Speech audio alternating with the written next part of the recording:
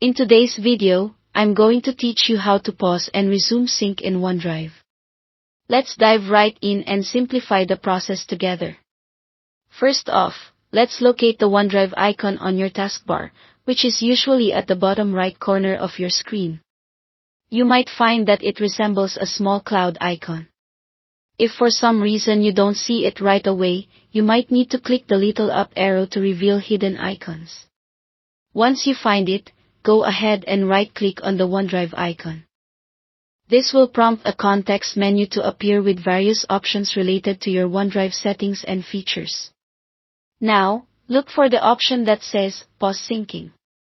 You'll notice there's an arrow or drop-down next to it. Hover over it, and you'll see a few different time options pop up.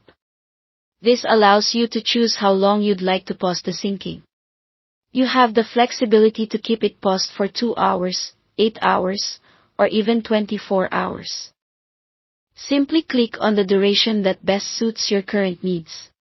This action doesn't stop syncing entirely, rather, it temporarily halts it based on your selection.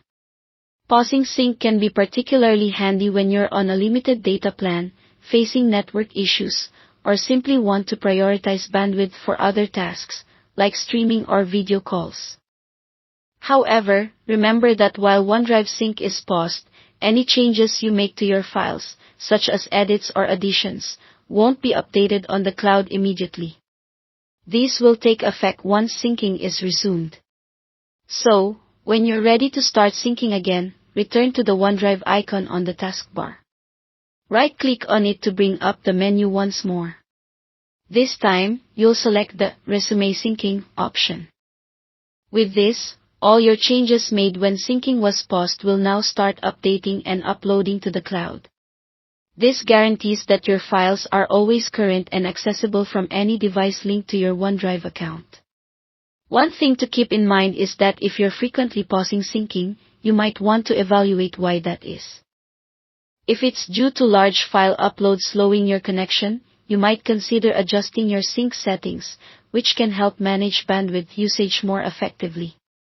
Another tip is to check your OneDrive storage capacity, ensuring you're not reaching any limits, as this can also affect sync performance.